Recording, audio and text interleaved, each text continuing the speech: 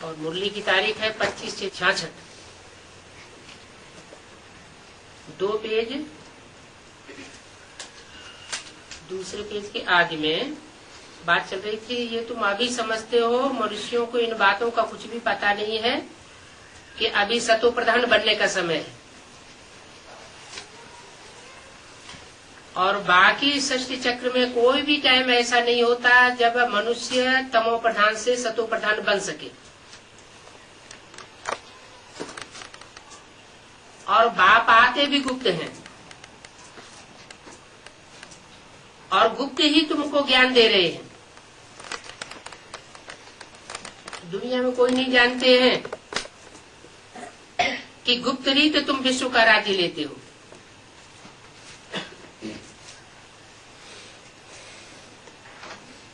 पांडवों के लिए गाय नहीं है, गुप्तवास किया, भगवान से गुप्त पढ़ाई पढ़ी,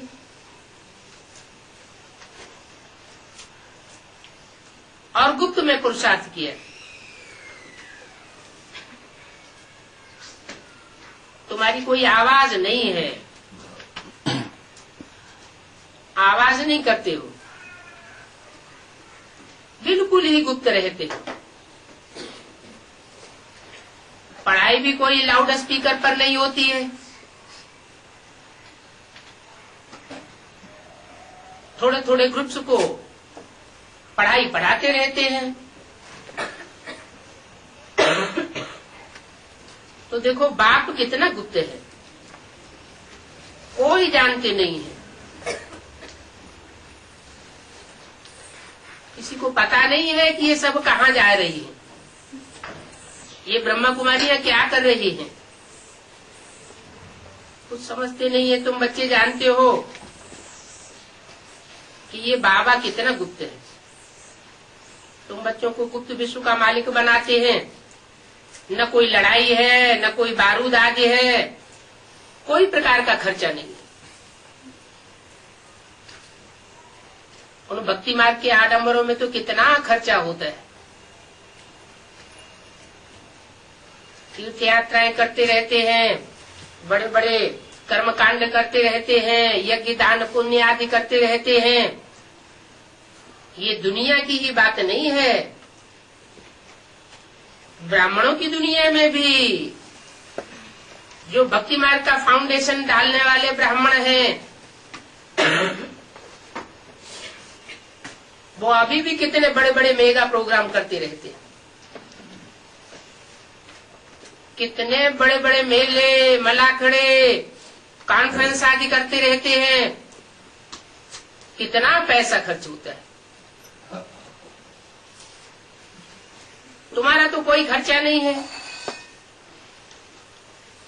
यहाँ तो एक छोटा गांव लेने में ही कितने झगड़े मारामारी चल पड़ती है। तो देखो बाप आकर के गुप्त दान देते, अविनाशी ज्ञान रत्नों से तुम्हारी झोली भरते हैं।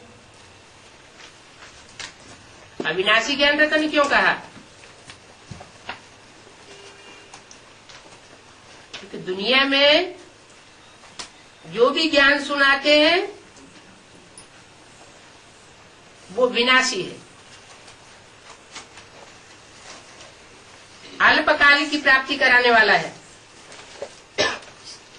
चाहे डॉक्टरी का ज्ञान हो, इंजीनियरिंग का ज्ञान हो,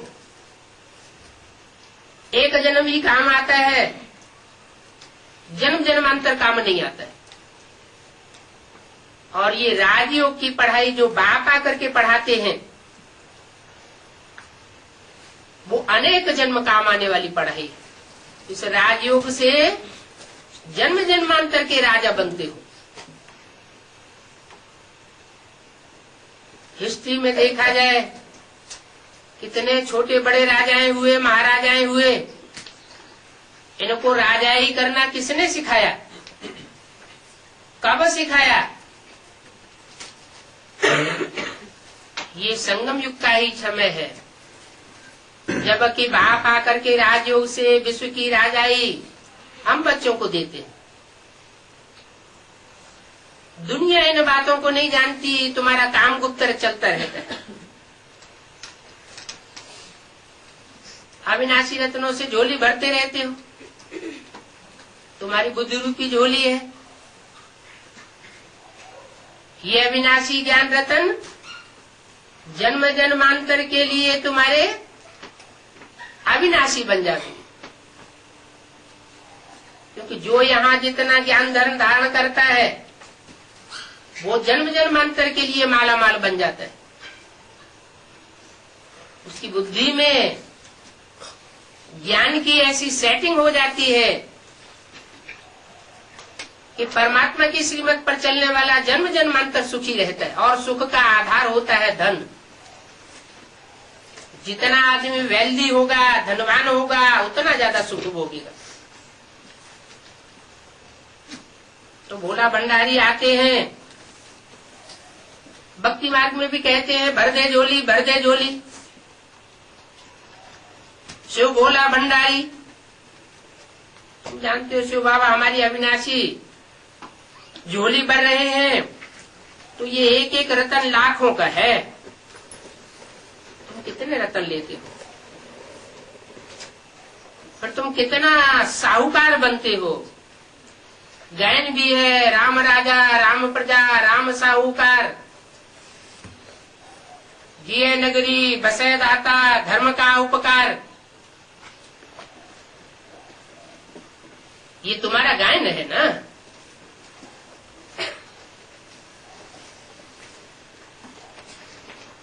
तुम कितना ऊंचे बनते हो। देवी देवताओं को देखो कितनी भुजाएं दे दी। वास्तव में ये इतनी भुजाएं कोई को होती नहीं है। भुजा का अर्थ होता है सहयोगी, मददगार। कहते हैं ना, हमारा भाई मर गया, हमारी दाहिनी भुजा टूट गई। तो चित्रकारों की चित्रकारी है, उनकी प्रतीकात्मक भाषा होती है, अलंकारिक ज्ञान होता है। उस भाषा का स्थूल अर्थ नहीं लगाया जा सकता। मनुष्य गुरुओं ने स्थूल अर्थ लगाए दिए हैं। कोई 20 भुजा का रावण होता होगा, अनेक भुजा वाली देवी होती होगी, 4 भुजाओं का विष्णु होता होगा। लेकिन ये तो सब रूपक हैं। इन रूपकों का गुह्यार्थ बाप आकर के समझाते। सतयुग में देवियां आदि इतनी भुजाओं वाली नहीं होती। सतयुग हो चाहे त्रेता हो, वहां तो देवी देवताएं भी दो भुजाओं वाले होते हैं। कलयुग में देखो कितने अनेक प्रकार के हथियार दे दिए हैं। विनाश के लिए वामसु बनाते ही रहते हैं। तलवार निकाली, बाण आदि निकाले। शास्त्रों में भी तलवार दिखाई दी, बाण दिखाई दिए। अब ज्ञान में उन स्थूल बाणों की या तलवारों की कोई दरकार नहीं। शास्त्रों में कहते भी हैं, ज्ञान को पंथ कृपाण को धारा। ज्ञान का रास्ता तलवार की धार के समान है। सीधे सीधे तरीके से अगर कोई चलना जानता है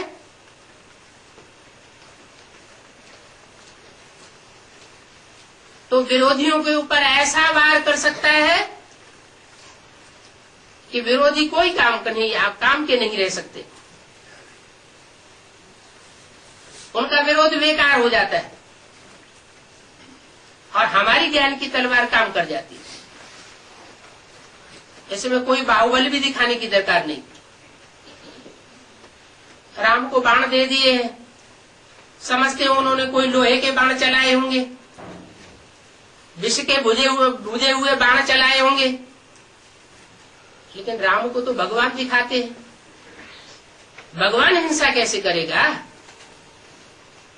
आज के सामान्य साधु संत महात्माएं वो भी हिंसा करना नहीं सिखाते। तो भगवान को ये हिंसापना कैसे दिखाई दिया? समझते तो है नहीं। बाप आकर इन बातों का अर्थ बताते।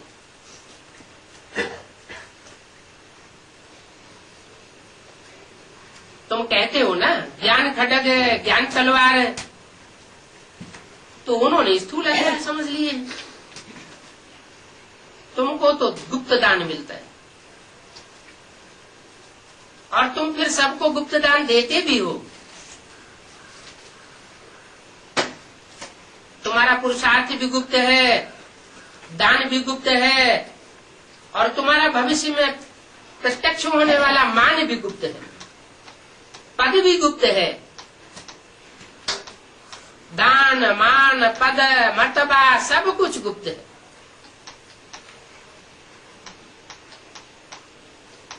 क्योंकि तुम श्रीमत लेते हो। जो जितना गुप्त कार्य होता है उतना दमदार होता है।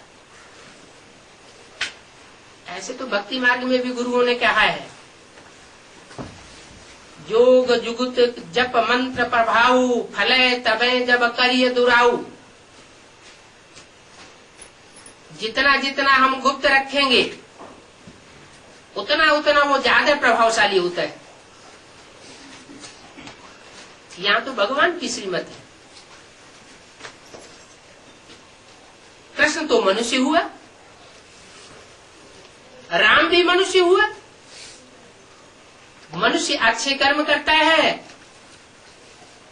तो देवता कहा जाता है, मनुष्य बुरे कर्म करता है, दुखदायी कर्म करता है तो राक्षस कहा जाता है। दुख देने वालों को राक्षस और सुख देने वालों को देवता कहा जाता है। तो मनुष्य को भगवान नहीं कह सकते।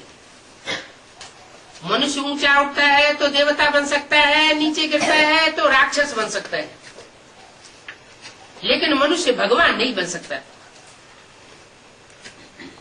ब्रह्मा को भी देवता कहा जाता है। सूक्ष्म वतनवासी देवता दिखाते हैं ब्रह्मा को, इनको भी भगवान नहीं कहा जाता। लक्ष्मी नारायण आदि को भी भगवान भगवती नहीं कह सकते। क्यों? क्योंकि वो भी 16 कला संपूर्ण है। भगवान को कलाओं में नहीं बांधा जा सकता, वो तो कलातीत है। भक्ति मार्ग में शास्त्रों में कहती है कलातीत कल्याण कल्पांतकारी।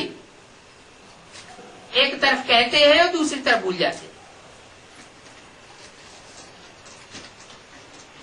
उन देवताओं को कहा जाता है डिटीज्म, यानी आदि सनातन देवी देवता धर्म के पक्के।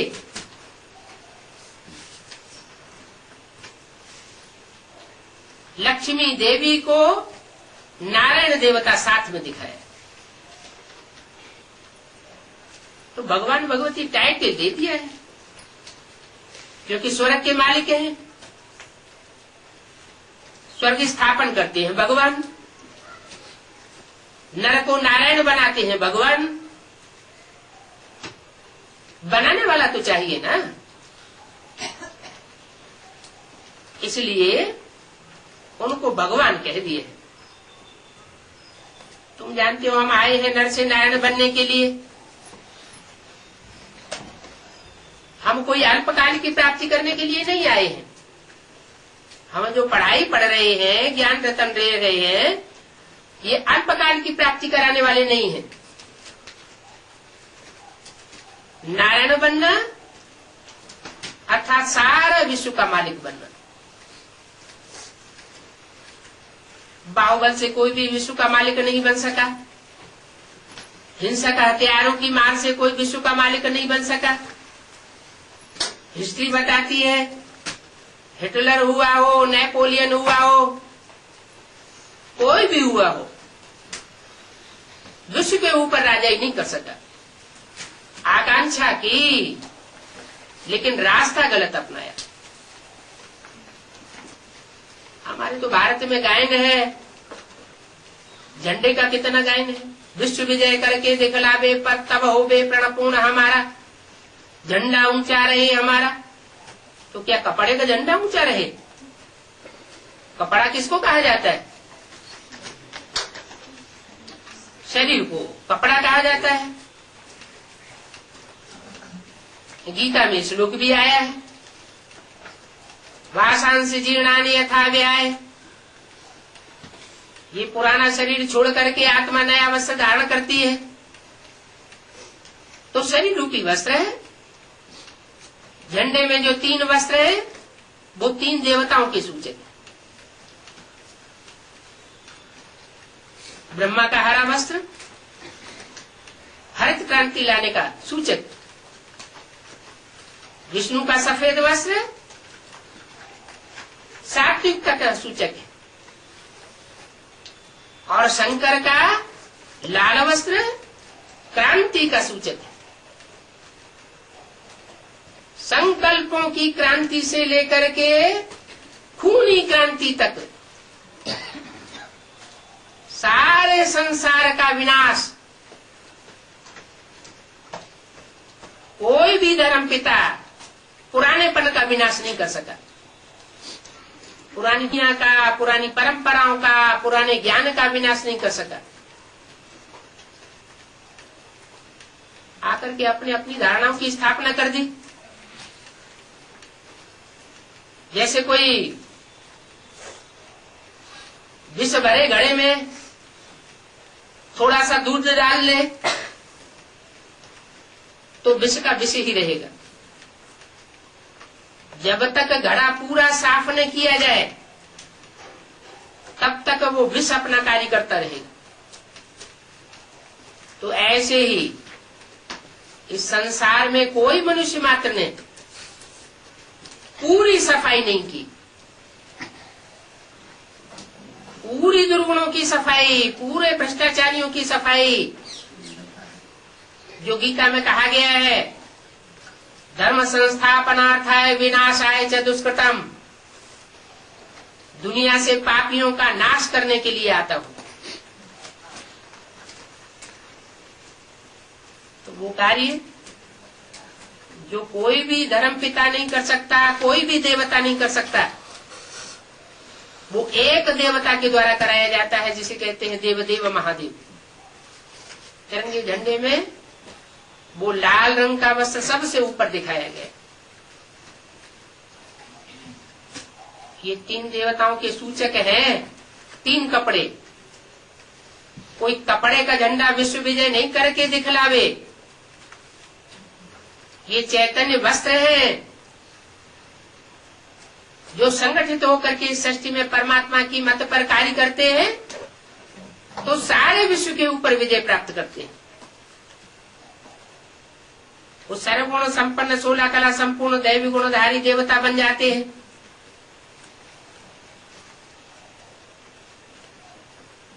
चौदह कलाएं त्रेता में होती है, वहां 2 कलाएं कम हो जाती है।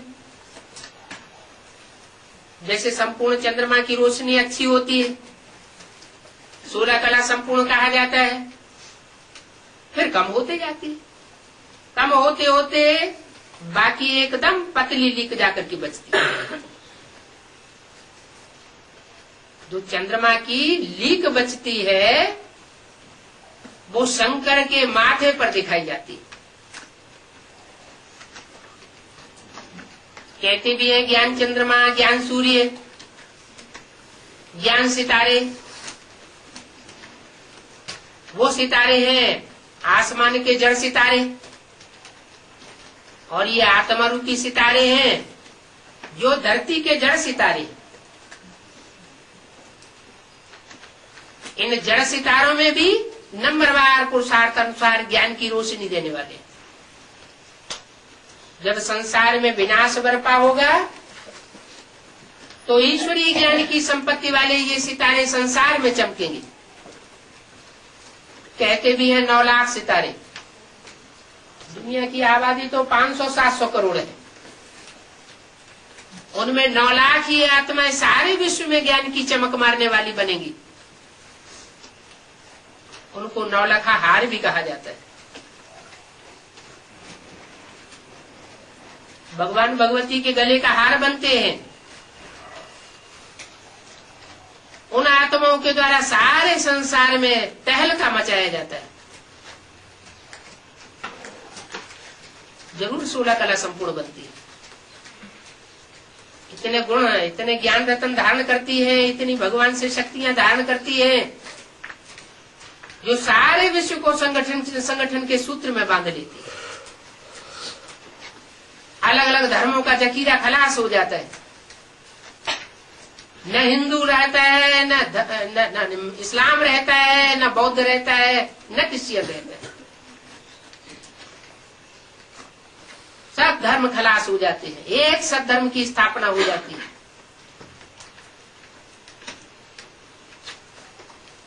कब होती है? जब ये 3 देवताएं संगठित हो जाते हैं। नाम कहा जाता है ब्रह्मा। ब्रह्मा ने बड़ी, माँ माने माँ, संसार की बड़े से बड़ी माँ, जरूर बड़े से बड़ा कार्य करती है। क्या कार्य करती है? माँ के अंदर विशेष गुण क्या होता है? सहन शक्ति। माँ जैसी सहन शक्ति और कोई धारण नहीं कर सकता। तो वो बाप शिव सुप्रीम सोल पहले आकर के बच्चों के सामने ब्रह्मा अर्थात बड़ी माँ के रूप में प्रत्यक्ष होता है। प्यार भरा पाठ बजाता है, सहानुभूति का पाठ बजाता है, ममतामयी का पाठ बजाता है। ऐसी सहन शक्ति का उदाहरण दुनिया में कोई मनुष्य ने नहीं दिया। कोई भी ब्रह्मा कुमार कुमारी से पूछो, पुराना हो नया हो, जिसने ब्रह्मा को देखा हो, तो वो यही कहेगा कि भले हम 10 मिनट के लिए बाबा से मिले, लेकिन ब्रह्मा बाबा ने हमको जितना प्यार दिया उतना दुनिया में हमें किसी से अनुभव नहीं हुआ। तो ईश्वर का वो माँ का रूप है, जिसे संसार में कहते हैं त्वमेव माता। वो माँ बन करके आता है। शास्त्रों में काम के आधार पर नाम पढ़ते हैं, ये ब्रह्मा भी काम के आधार पर नाम पड़ा है। ब्रह्मा द्वारा ब्राह्मण धर्म की स्थापना हो जाती है। नंबरवार पुरुषार्थ अनुसार ब्रह्मचर्य का पालन करने वाले ब्राह्मण तैयार हो जाते हैं। तो शंकर द्वारा आसुरी तत्वों का विनाश होता है। शास्त्रों में भी 2 प्रकार के ब्राह्मण दिखाए गए हैं। रावण, कुंभकर्ण, मेघनाथ जैसे आसुरी ब्राह्मण भी हैं, और गुरु वशिष्ठ और विश्वामित्र जैसे श्रेष्ठ ब्राह्मण भी हैं। श्रेष्ठ ब्राह्मणों की जनसंख्या उंगलियों पर गिने जाने योग्य होती है। जैसे पांडवों को 5 पांडव कहा जाता है। पांडव कहो, पंडा पुत्र कहो, ब्रह्मा पुत्र कहो, ब्राह्मण कहो, बातें की। वही ब्राह्मण जो ब्रह्मा की मुखवंशावली बनते हैं, वो परमात्मा के कार्य को सफल बनाने में बहुत सहयोगी बन जाते हैं। लेकिन जब भगवान आते हैं तो माया भी जबरदस्त अपोजिशन करती है, क्योंकि पूर्व जन्मों का, अनेक जन्मों का माया का परछाया उन आत्माओं के ऊपर रहता है। तो वो माया पुरुषार्थ करने वाले बच्चों से अपना हिसाब किताब लेने के लिए बीच बीच में आती रहती। भले भगवान की श्रीमत के नीचे पलते हैं, लेकिन माया उनकी बुद्धि को बरगलाती रहती है। माया कोई दूसरी चीज नहीं है, मनुष्य आत्माओं की पिछले जन्मों की, अनेक जन्मों की अपनी ही कमजोरी है। काम, क्रोध, लोभ, मोह, अहंकार की जो द्वैतवादी युग द्वापर युग से शुरू होती है। द्वैतवादी युग इसलिए कहा जाता है कि द्वापर युग से इब्राहिम, बुद्ध, क्राइस्ट, गुरु नानक वगैरह वगैरह 2500 वर्ष के अंदर जो दूसरे दूसरे धर्म पिताएं आए, उन्होंने द्वैत मत फैला दी। एक परमात्मा की श्रेष्ठ मत थी सतयुग त्रेता में, तो रामकृष्ण का राज्य था। देवताएं बहुत सुखी थे। देवभूमि भारत था, वही भारत से दूसरे दूसरे धर्मखंड प्रत्यक्ष होते हैं और पृथ्वी का आकार प्रकार बढ़ता चला जाता है। जैसे जैसे धर्मों की जनसंख्या बढ़ती है, वैसे वैसे संसार में मतांतर बढ़ने के कारण त्राहि त्राहि बढ़ती चली जाती है, दुख बढ़ते चले जाते हैं, सुख क्षीण होता जाता है। और कलयुग के अंत में आकर अभी कोई मनुष्य मात्र तन से, मन से, धन से, समय से, संपर्क से और संबंधियों से अपने को सुखी महसूस नहीं करता। परमात्मा बाप आकर के पढ़ाई पढ़ाते हैं कि बच्चे अब तुमको माया से युद्ध करना है, माना अपनी कमजोरियों से युद्ध करना है। ये युद्ध कोई स्थूल युद्ध नहीं है, ये तो काम, क्रोध, लोभ, मोह, अहंकारों का युद्ध है। मनुष्यों की लिखी हुई गीता में भी बोला हुआ है, काम एष क्रोध एष रजोगुण समुद्भव।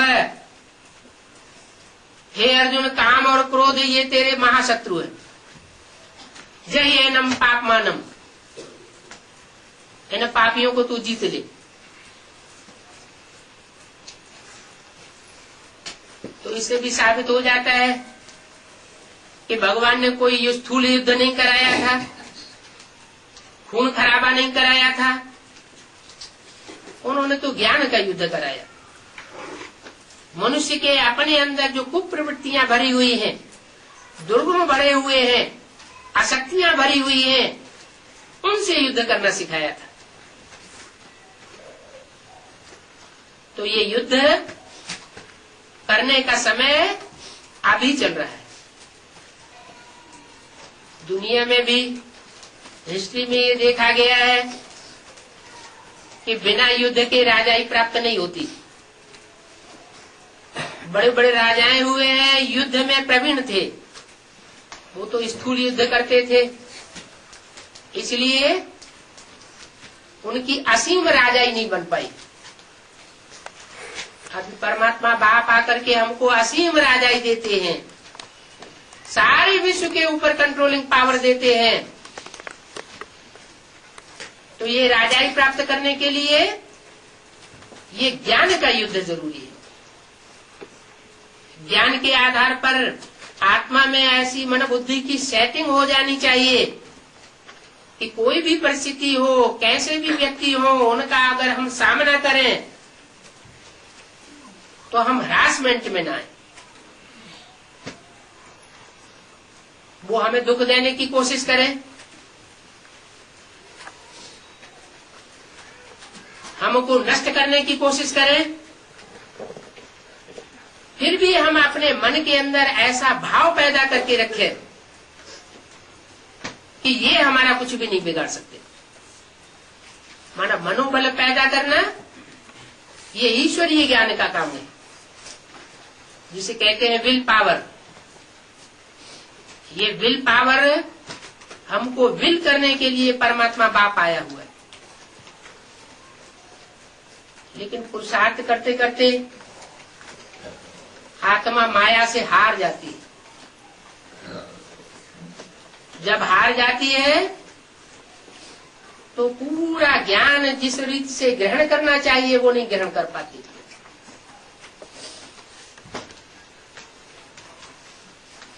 ज्ञान के भी दो स्तर हैं। ईश्वरीय ज्ञान के, जैसे लौकिक दुनिया में एक बेसिक नॉलेज कही जाती है और एक हायर ज्ञान कहा जाता है। बीए में वही पढ़ाई जाती है। तो सूरदास, तुलसीदास, रहीमदास के दोहे कवित्व पढ़ाए जाते हैं और वही कविताएं बेसिक नॉलेज में पढ़ाई जाती है। बेसिक नॉलेज में से फिर रटना सिखाया जाता है और जब एडवांस स्टूडेंट बन जाते हैं तो बीए में उनका गुह्यार्थ समझ जाते हैं। ऐसे भगवान आकर जो पढ़ाई पढ़ाते हैं वो पहले ऊपर बेसिक रूप में समझाते हैं। बेसिक नॉलेज को जो बच्चा बुद्धि आत्माएं हैं वो रट लेती है, लेकिन उसकी गुह्यता को धारण नहीं कर पाती। यही ब्रह्मा के बच्चों का हाल होता है। ब्रह्मा के जो बच्चे हैं उनमें जो कुखवंशावली ब्राह्मण हैं वो ज्ञान के मर्म को न जानने के कारण ब्रह्मा की कोख को ही याद करते रहते। ब्रह्मा की कोख अर्थात गोद, उन्हें गोद का प्यार मिला है तो वो देह में फंस जाते। उनकी बुद्धि में ये नहीं बैठता इस तन के द्वारा सुप्रीम सोल आकर के ज्ञान सुनाता है। वो सुप्रीम सोल आकर के जो ज्ञान सुनाता है उस ज्ञान को विशेष महत्व देना चाहिए, देहधारी को महत्व नहीं देना चाहिए। इसलिए बाबा ने मुरली में बोला था इस ब्रह्मा का चित्र नहीं रखना है। अगर इस ब्रह्मा का चित्र रखेंगे तो पतित तो बन जाएंगे, बुद्धि भ्रष्ट हो जाएगी। क्यों कहा? इसलिए कहा कि ब्रह्मा वाली सोल अर्थात कृष्ण की सोल बच्चा बुद्धि आत्मा है। जो बच्चा है वो बेसिक नॉलेज को समझ सकता है, लेकिन एडवांस ज्ञान की गहराइयों को नहीं समझ सकता। कृष्ण की सोल के द्वारा अर्थात दादा लेखराज के द्वारा सुप्रीम सोल बाप ने आकर के जो ज्ञान सुनाया वो बेसिक नॉलेज के बतौर सुनाया, उसका गुह्यार्थ नहीं बताया। बाप आते हैं तो बेसिक नॉलेज सुनाने के बाद टीचर के रूप में उसका गुह्यार्थ भी सुनाते हैं। जैसे लौकिक दुनिया में बच्चे होते हैं, बेसिक नॉलेज की पढ़ाई माँ पढ़ाई लेती है, घर में बैठ के भी माँ पढ़ाई लेती है, लेकिन हायर सेकेंडरी स्कूल की या बीए एमए की पढ़ाई पढ़ाने के लिए माँ सक्षम नहीं होती। तो परमात्मा बाप टीचर बनकर के भी आता है। वो बाप भी है, वो स्वयं एक ही रूप में टीचर भी है और एक ही रूप में सदगुरु भी बन के आता है। वो बाप टीचर सदगुरु का रूप झंडे का जो तीसरा कपड़ा है सबसे ऊपर वाला, वो शंकर का रूप है। उस रूप में वो टीचर भी बनता है, सदगुरु भी बनता है और बाप बनकर के सारे विश्व को वर्षा देने के निमित्त भी बनता है। तो शंकर के मस्तक पर जो लीक के रूप में चंद्रमा दिखाया जाता है, वो चंद्रमा ज्ञान चंद्रमा ब्रह्मा की यादगार है। वो ज्ञान चंद्रमा ब्रह्मा माया से युद्ध करते करते क्षीण अवस्था में पहुंच जाता है और वो छीनी हुई लीक शंकर के मस्तक पर दिखाई जाती है। इसलिए मस्तक में आता है, उसके मस्तक में प्रवेश करता है पढ़ाई पढ़ने के लिए। शंकर को त्रिनेत्री कहा जाता है, तीसरे नेत्र को शिवनेत्र कहा जाता है। इसका मतलब हुआ कि वो त्रिमूर्ति शिव ब्रह्मा में भी प्रवेश करता है और ब्रह्मा में प्रवेश करके माँ के रूप में संसार में पहले प्रत्यक्ष होता है और बाद में त्रिनेत्री शंकर में सदा शिव के रूप में, सदा शिव नेत्र के रूप में प्रत्यक्ष होता है। शिव नेत्र के रूप में आकर के वो पहली पढ़ाई पढ़ाता है उस बच्चे को जिसे कृष्ण बच्चा कहा जाता है। कृष्ण बच्चा है, बच्चा बुद्धि है, अधूरी नॉलेज वाला है। बच्चे से कोई पढ़ाई पढ़ेगा तो अधूरी पढ़ाई पढ़ेगा। बाप होता है, बच्चा होता है। कृष्ण को गीता का भगवान बनाई दिया तो अनर्थ हो गया। अरे गीता का भगवान तो गीतापति भगवान होगा ना, बच्चा कैसे गीता का भगवान बनेगा? गीता को तो सर्वशास्त्र शिरोमणि कहा जाता है, सर्वशास्त्रों का माई बाप कहा जाता है। जो सर्वशास्त्रों की शिरोमणि गीता है उसके ऊपर आधिपत्य बच्चे का नहीं हो सकता।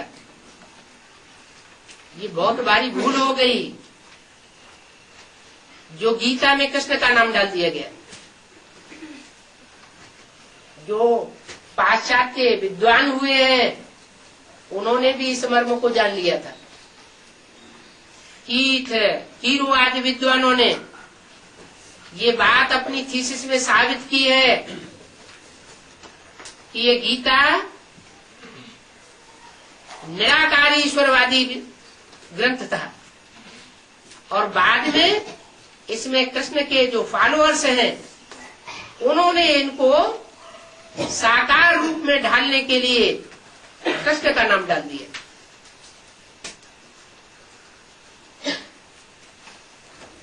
तो साकारी स्टेज वाला तो कृष्ण है, निराकारी स्टेज वाला बीज होता है।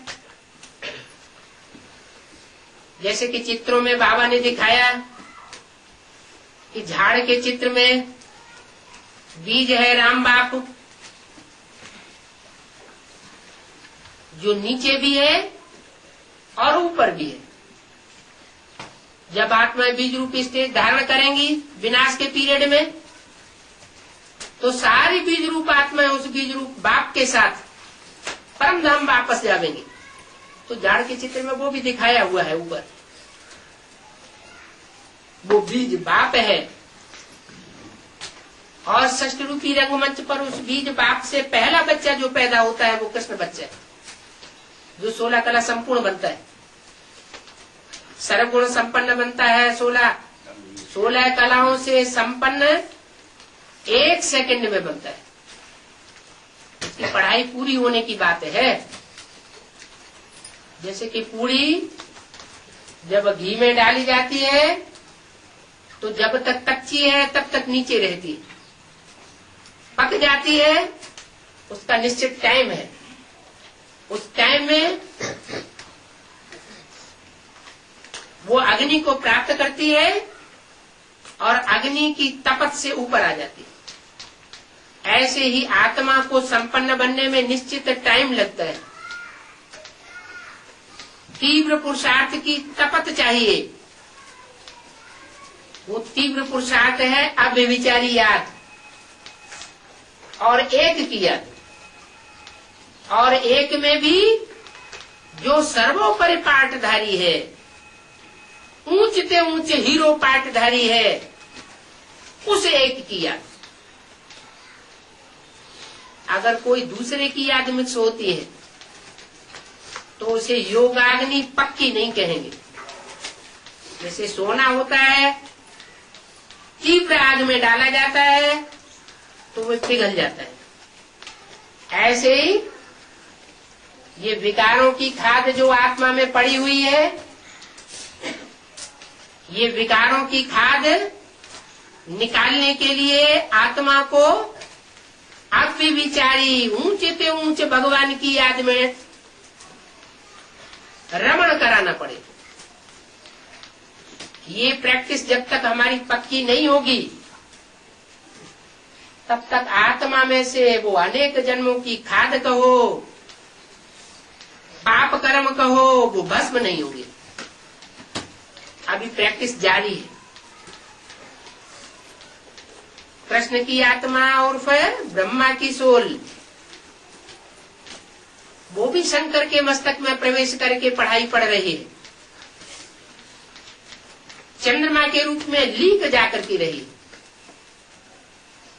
ये शूटिंग का पीरियड चल रहा है, रिहर्सल का टाइम चल रहा है। 4 युगों का ड्रामा है, सतयुग, त्रेता, द्वापर, कलयुग। 4 युगों का ड्रामा जब रिकॉर्डिंग में आता है, जब इसकी रिहर्सल होती है, तो डायरेक्टर बाप हम बच्चों को फील्ड में पाठधारी के रूप में प्रत्यक्ष करता है। नंबरवार पाठधारी प्रत्यक्ष होते हैं। पुरुष माने आत्मा, आत्माओं में जो उत्तम उत्तम पाठधारी है वो संसार में प्रत्यक्ष होते हैं। इसलिए इस युग का नाम रखा है पुरुषोत्तम कल्याणकारी संगम युग। पुरुषों में उत्तम से उत्तम पाठधारी कौन कौन है, उनकी यादगार है माला। अनेक प्रकार की मालाएं हैं। हर धर्म में मालाओं का स्मरण किया जाता है। हिंदू हो, मुसलमान हो, सिख हो, ईसाई हो, बौद्धी हो, यहूदी हो, हर धर्म के लोग, नास्तिक धर्म वालों को छोड़कर, क्योंकि वो तो माला में पद प्राप्त करते ही नहीं, भगवान को मानते ही नहीं, आत्मा परमात्मा को मानते ही नहीं, स्वर्ग नरक को मानते ही नहीं, तो माला में कैसे आवेंगे। बाकी हर धर्म के लोग माला का स्मरण करते हैं, स्मरण करते हैं माला के मणकों को। क्या राज है कि भगवान बाप जब आते हैं तो माला के पद संसार में डिक्लेयर कराते हैं। वो मणके संसार में प्रत्यक्ष होते हैं। नंबरवार मणके अभी प्रत्यक्ष हो रहे हैं, लेकिन हमारा ज्ञान है गुप्त। गुप्त ज्ञान को लेने वाले वो बच्चे जो गुप्त पाठधारी हैं, गुप्त पुरुषार्थी हैं, उनको संसार नहीं पहचानता है। पहले ब्राह्मण बच्चे पहचानते हैं। ब्राह्मण बच्चों में भी जो श्रेष्ठ पाठधारी है वो पहले पहचानते हैं। 33 करोड़ देवताओं में 3 देवताएं सर्वोपरि, ब्रह्मा, विष्णु और शंकर।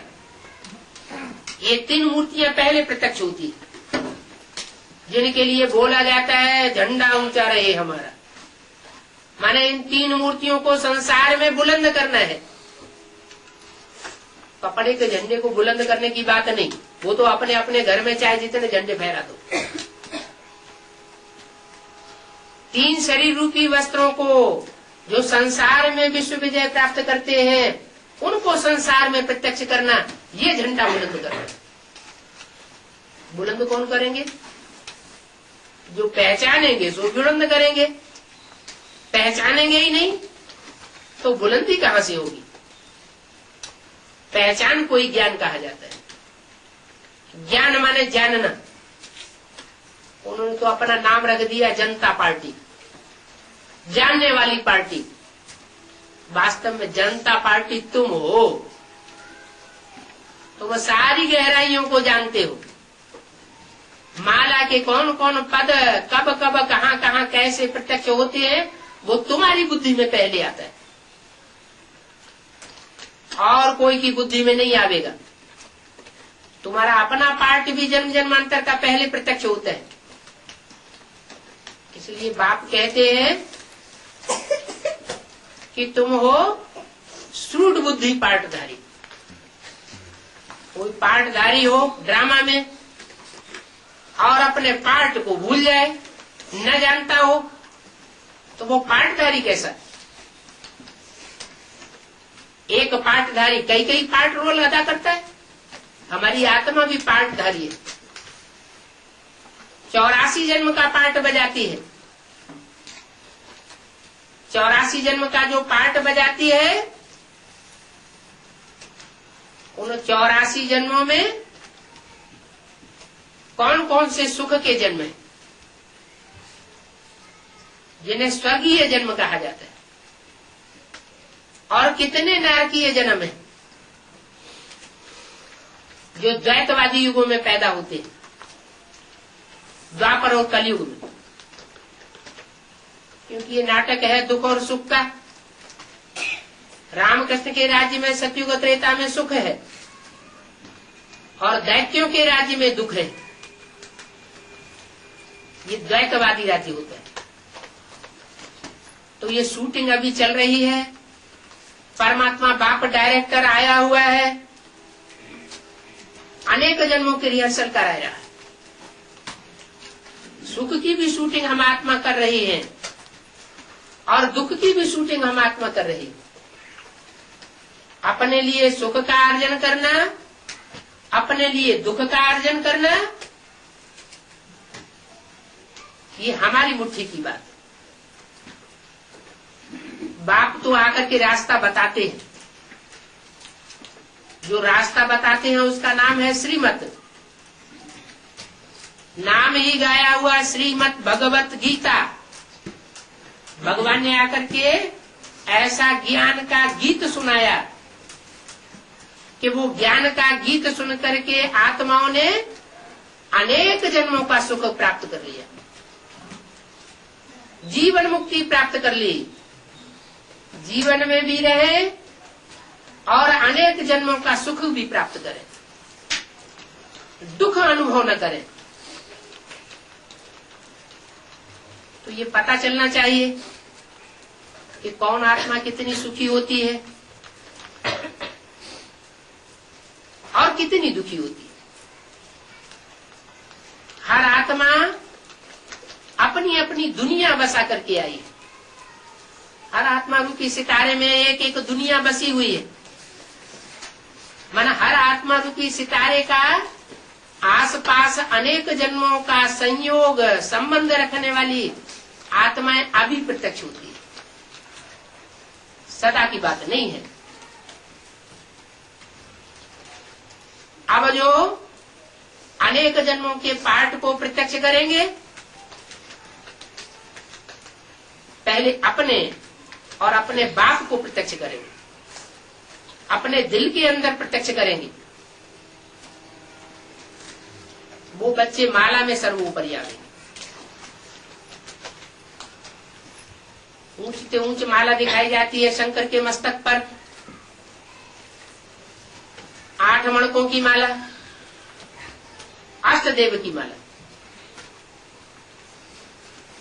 फिर गले की माला है विजय माला, 108 मणकों की माला, फर्स्ट क्लास बच्चों की माला।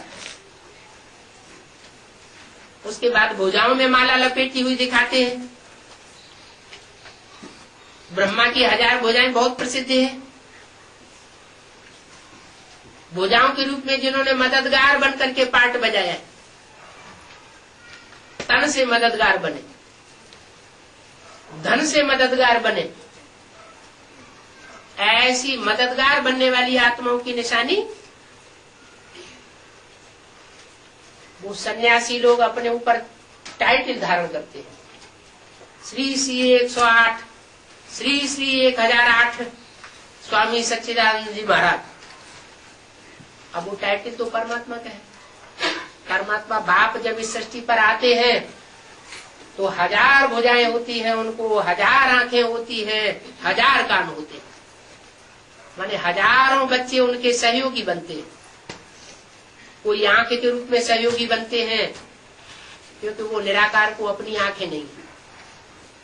कोई कान के रूप में सहयोगी बनते हैं क्योंकि उसको अपने कान नहीं। कोई मुख के रूप में सहयोगी बनते हैं ज्ञान सुनने सुनाने के लिए क्योंकि उसको अपना मुख नहीं। शास्त्रों में कहते भी है, बिनु पग चले सुने बिनु काना, कर बिनु कर्म करे विधि नाना। तो वो निराकार सुप्रीम सोल उन 1000 सहयोगी बच्चों के द्वारा अपना कार्य करता है और कराता है। फिर है 16,108। इन्हें शास्त्रों में भगवान की गोपियां कहा गया है। जैसे विराट पुरुष का रूप दिखाते हैं, तो पुरुष का जो शरीर होता है, उस शरीर में भी 16,000 नसें नाड़ियां बताई जाती। आधी नसें नाड़ियां हैं खराब खून बहाने वाली, काला खून बहाने वाली। आधी नसें नाड़ियां हैं शुद्ध खून बहाने वाली। वो तो स्थूल शरीर की बात हो गई। यहां है आत्मा की बात। आत्मा में संकल्पों का खून बहता है। शुद्ध खून की भी नसें नाड़ियां हैं और अशुद्ध खून की भी नसें नाड़ियां हैं। विराट पुरुष के जो बच्चे सहयोगी बनते हैं, नंबरवार बच्चे बनते हैं, राजाई पद प्राप्त करने वाले बनते हैं, उन बच्चों में भी 8,000 ऐसे बच्चे हैं जो राइटियस पार्ट बजाते हैं, और 8,000 बच्चे ऐसे हैं जो लेफ्टिस्ट पार्ट भी बजाते हैं। कुछ राइटियस, कुछ लेफ्टिस्ट। तो जो राइटियस पार्ट बजाते हैं वो भगवान की श्रीमत के अनुसार चलने वाली आत्मा है। कदम कदम पर भगवान की श्रीमत पर चलती है, इसलिए उनके संकल्प शुद्ध होते हैं। अशुद्ध संकल्पों का खून नहीं बहता। अशुद्ध संकल्पों से अपने को बचाती है, अपने संगी साथियों को भी बचाती है। और 8,000 नाड़ियां रूपी आत्माएं ऐसी है जो अशुद्ध संकल्पों का खून बहाती है, देह के संकल्पों का खून बहाती है। देह का मनन चिंतन करना, मंथन करना, देह के संसर्ग संपर्क में आना, दूसरी आत्माओं को उस रूप में अपने नजदीक लाना, उनको वो दैहिक क्रियाएं सिखाना, ये उन आत्माओं का कार्य है। बाप की पढ़ाई है, उस बाप की पढ़ाई में आसुरी पने का भी ज्ञान तो दिया जाता है कि असुर क्या है और देव क्या है। जो परमात्मा बाप के सुर में सुर मिलाकर चलते हैं, माने बाप जैसा चाहते हैं वैसे ही चलते हैं, वो सुर में सुर मिलाने वाले हैं। सुर माना देवता। और जो परमात्मा बाप की श्रीमत के विपरीत चलते हैं, बाप कहता है बच्चे देह और देह के संबंधों से परे जाना है, तो बजाय देह और देह के संबंधों से परे जाने के देह का ही चिंतन करते हैं, देह से ही अटैचमेंट करते हैं। दैहिक दुनिया में खुद भी रमण करते हैं और संगी साथियों को भी दैहिक दुनिया में रमण कराते हैं, आकर्षित करते हैं। ऐसे फिर वो असुर बनते हैं। आदि मालाओं में लेफ्टिस्ट मण के और राइटियस मण के, सुर और असुर, ये चेहरे तैयार हो रहे हैं। विराट पुरुष का पूरा रूप तैयार हो रहा है। वरना शास्त्रों में जो विराट रूप दिखाया गया है, ऐसा कोई भगवान का रूप होता नहीं है जिसको हजारों हजार भुजाएं हों, सैकड़ों सिर हों, देवताओं के भी सिर हों, तो राक्षसों के भी सिर हों, तो जानवरों के भी सिर हों। ये तो रूपक बनाया। ये रूपक का भाव बाप आकर के समझाते। अभी समझ लिया तो जन्म जन्मांतर समझदार बनकर के रहेंगे। जीवन में रहते सुख लेंगे, दुख नहीं लेंगे। और अभी अगर नहीं समझा तो जन्म जन्मांतर बेसमझ बनकर के दास दासी बनते रहेंगे। दुख लेंगे और दुख देंगे।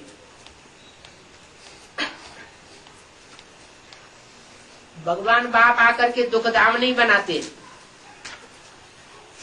दुखधाम हम अपने कर्मों के आधार पर बनाते।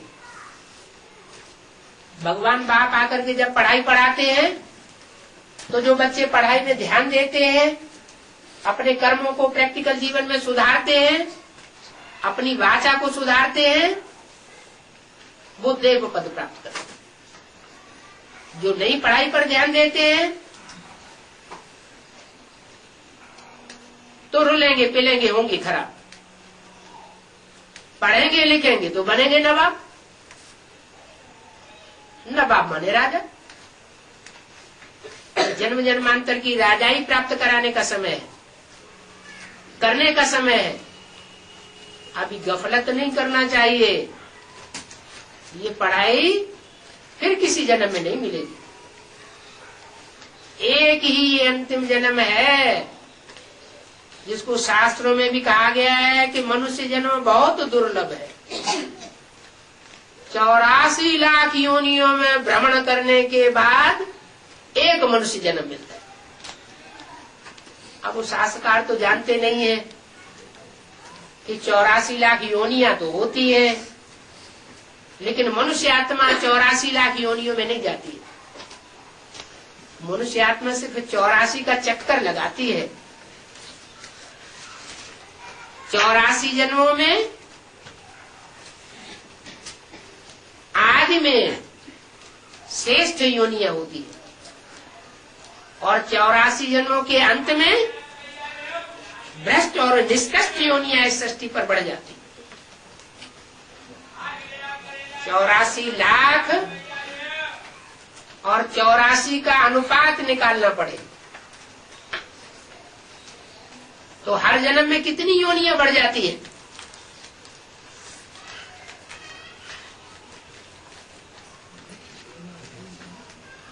अगर उस हिसाब से देखा जाए तो सारी सृष्टि में अभी योनियों की संख्या 84 लाख है और मनुष्य आत्माएं अभी 84 लाख योनियों जैसा पार्ट बजाए रही है। कोई कामी कुत्तों जैसा पार्ट बजाए रहे हैं, कोई क्रोधी बिल्लों जैसा पार्ट बजाए रहे हैं, कोई कीड़ों मकोड़ों जैसा पार्ट बजाए रहे हैं। बाकी मनुष्य आत्मा ऐसे नहीं कि 84 लाख योनियों में जन्म लेती है। 84 लाख योनियों जैसा पार्ट बजाए सकती है, बंदरपने का पार्ट बजाए सकती है, बाकी बंदर नहीं बनती। ऐसे नहीं कि राम ने बंदरों की सेना ली, नहीं। बंदर जैसे जो भिखारी बुद्धि थे, महाभिखारी, उनका संगठन इकट्ठा किया। ऐसे नहीं कि रावण को मनुष्य मिल गए और राम को मनुष्य होते हुए भी मनुष्य नहीं मिले, जंगल में से बंदरों को इकट्ठा कर लिया। हाँ, बंदर बुद्धि मनुष्यों को इकट्ठा किया, क्योंकि भगवान बाप आता ही है विकारियों को निर्विकारी बनाने के लिए, पतितों को पावन बनाने के लिए। वो पतित पावन का विरुद्ध है उनका। वो पतितों से घृणा नहीं करते हैं, पतित दुनिया से घृणा नहीं करते हैं।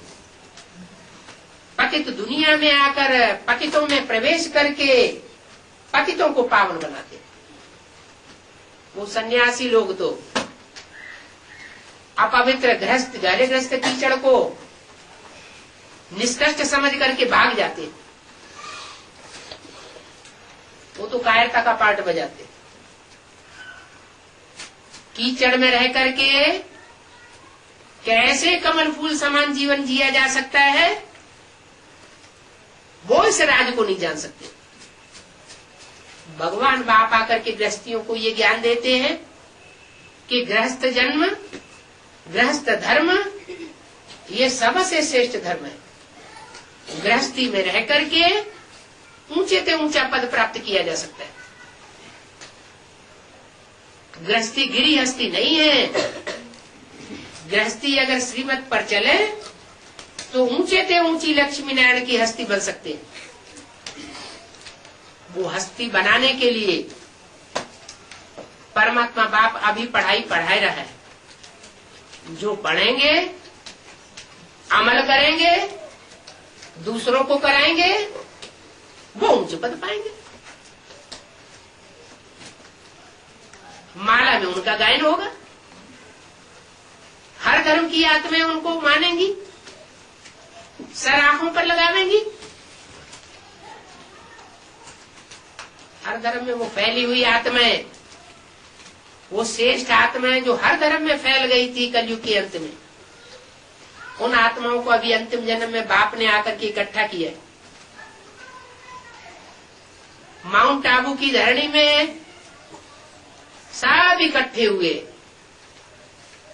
एक बारगी इकट्ठे हुए बेसिक नॉलेज में, और फिर बिखर गए।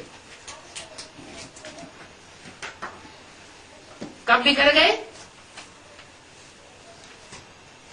ब्रह्मा के द्वारा जब स्थापना हुई, उनका शरीर छूटा और बिखरना शुरू हो गया।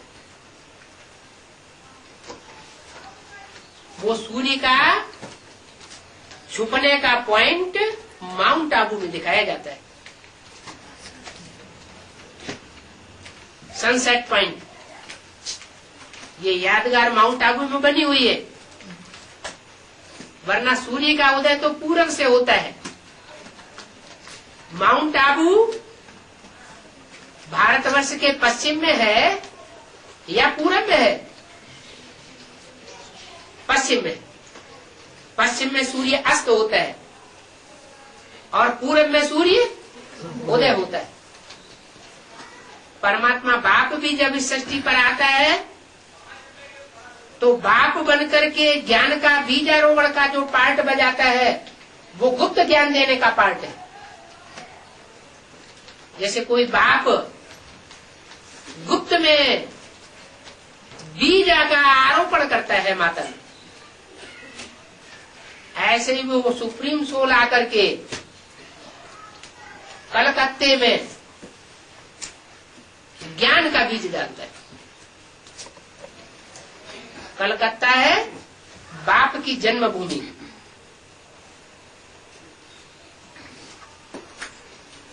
उस जन्मभूमि से बाप प्रत्यक्ष भी होता है।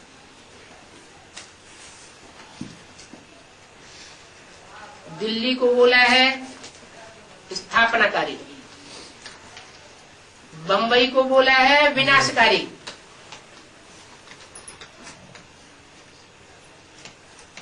और कलकत्ता बाप की प्रत्यक्षता में आवाज फैलाने का सहयोगी बनेगा।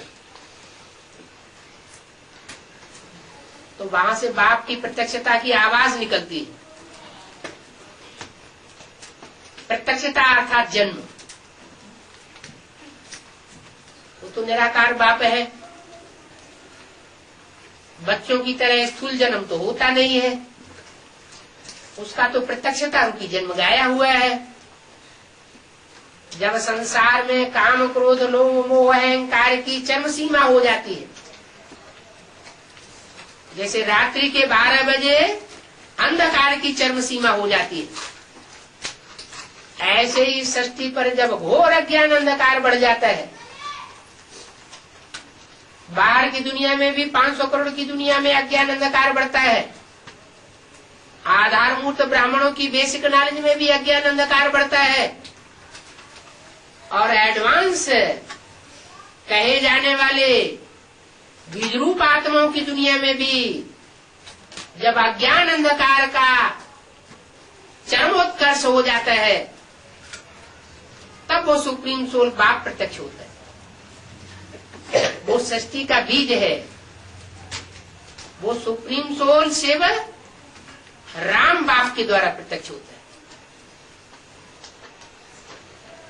इसलिए रामायण में शंकर को और राम भगवान को एकता दे दी गई। और वो एक गुप्त मत सबे कहो कर जोर, शंकर भजन बिना नर भगत की पावे मोर। माने भगवान की भक्ति, श्रद्धा, विश्वास तब तक प्राप्त नहीं किया जा सकता जब तक शंकर के स्वरूप को कोई न पहचाने। शंकर की आत्मा अलग और राम माने निराकार राम शिव की सोल अलग। शिवद्रोही मम दास कहावा, सो नर सपने मोह न पावा। माने राम वाले व्यक्तित्व को जो इस सृष्टिकार हीरो मंचधारी है, हीरो पाठधारी है, उसको कोई तब तक नहीं प्राप्त कर सकता जब तक वो शिव को प्राप्त न करे, शिव को न माने। कोई कहे कि नहीं शिव कोई चीज नहीं है, जैसे जैनी लोग कहते हैं 24 तीर्थंकर वही साकार भगवान के रूप है, निराकार अलग से कोई चीज नहीं होता। तो अगर ऐसा कोई कहता है कि वो निरंजन निराकार शिव वो कोई चीज नहीं है, साकार में ही भगवान होता है, तो वो यथार्थ को नहीं पहचानता।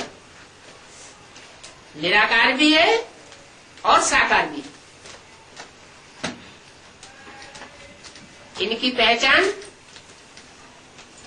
जो बराबर रूप से कर लेता है कि निराकार शक्ति क्या है और सृष्टि रूपी रंगमंच की साकार शक्ति क्या है, वो ही सारा ज्ञान हासिल कर सकता है। अभी करने का टाइम है, उसके बाद फिर कभी इनकी गहराइयों में नहीं जाया जा सकता। जन्म जन्मांतर हम भटकते रहे, रास्ता नहीं मिलता, क्योंकि मनुष्य गुरु रास्ता दिखाने वाले होते, वो सुप्रीम सोल रास्ता दिखाने वाला नहीं होता। इसलिए दुनिया नीचे गिरती गई। दुनिया का उत्थान नहीं हुआ 2500 वर्ष की हिस्ट्री में, पतन हुआ। अब ये उत्थान का टाइम आया। अभी सतयुग आने वाला है, कलयुग जाने वाला है। ओम